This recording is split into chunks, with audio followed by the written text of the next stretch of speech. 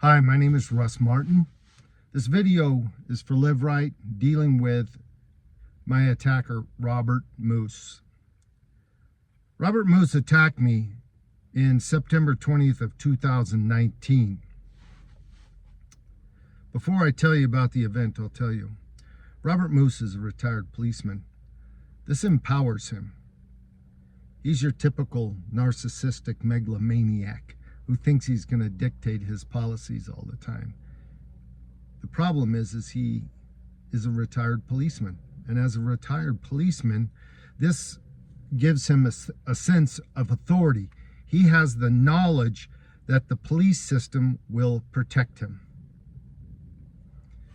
And with that, he executed on this given day his authority, his objective, and he was willing to use force to assert his power over me. Any other man would have never done this. They'd have just said, what the hell? Russ is next to play. I have no authority over this. This is a court rule. So now I'm going to tell you what happened on this given day. I went to the courts. It was about 4:30. I went in earlier. A friend of mine, well, I thought he was a friend, turned out he's not, Phil, invited me to come in and play a game against him early in the day, to come in at 4:30. So I went in. Phil was playing another guy by the name of Chris Adams. Two of them were duking it out, playing. I went to the board, put my name on the board. Robert Moos was there, sitting next to the board. Robert Moos said to me, there's two other guys that are playing right now. We have a game that we're going to play. And I said, Bob, you know the rules. The loser comes out, the next guys go in, and they play. He knows the rules.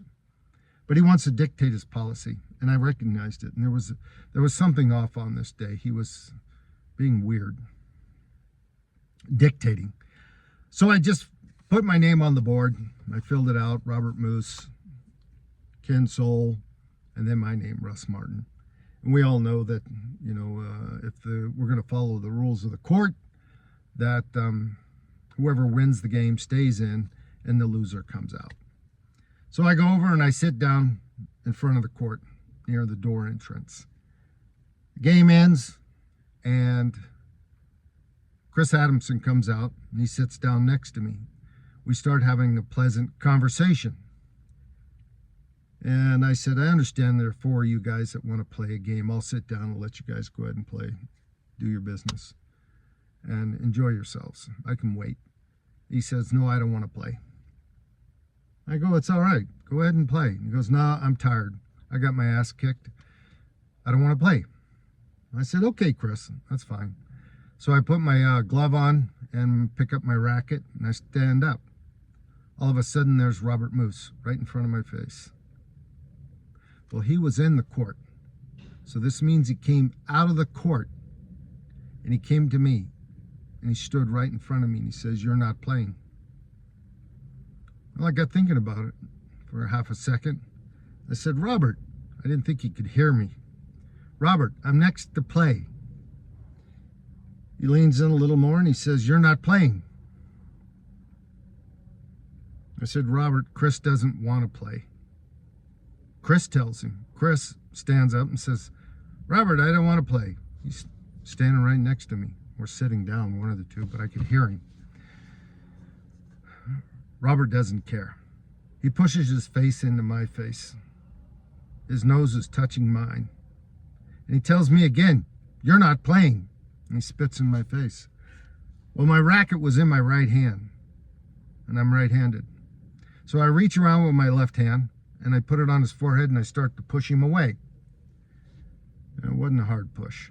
But all of a sudden, he steps back, I guess, comes around with his racket and rotates it to a hatchet position and hits me on the forehead.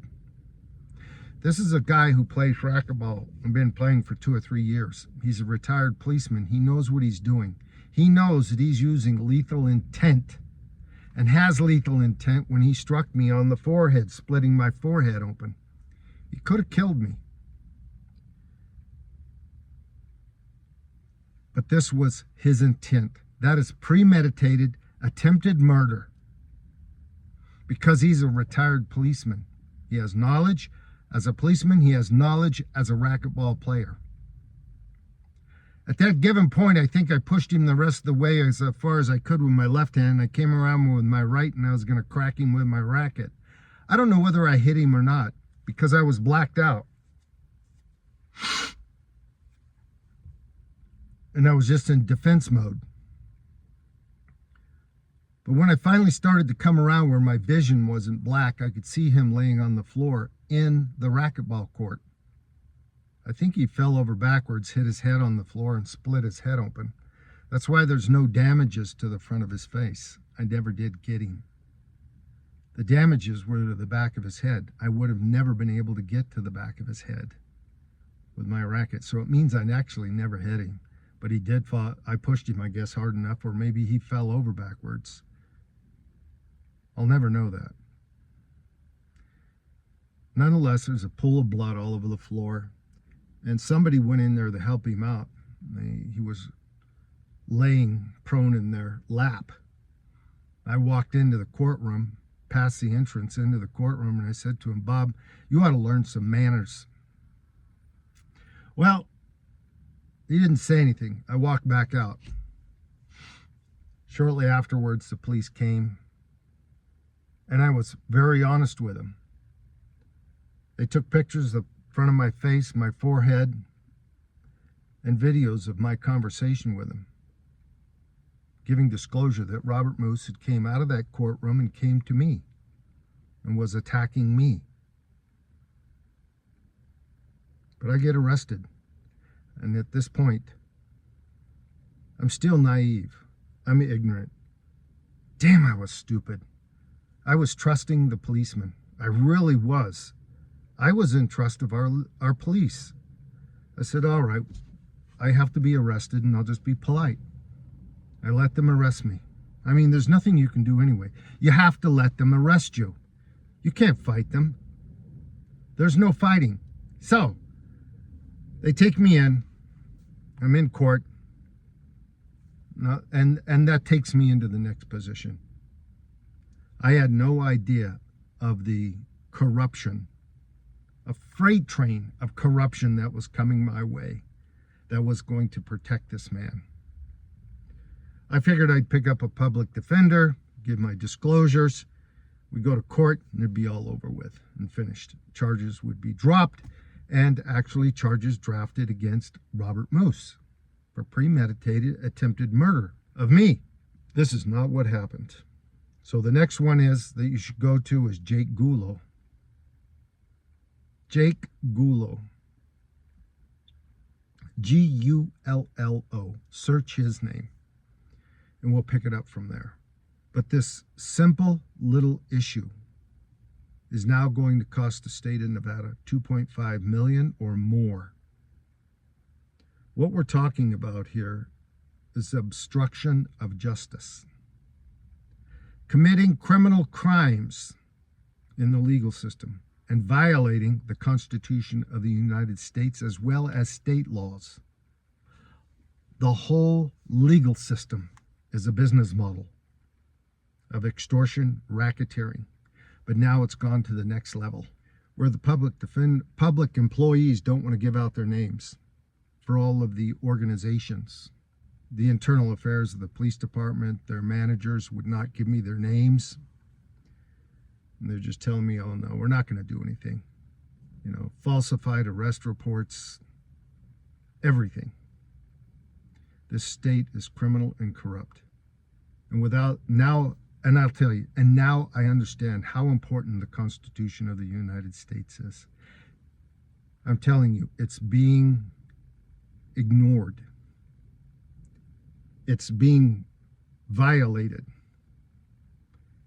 And there is no fear in the policemen, the public defenders, the prosecutors, the judges.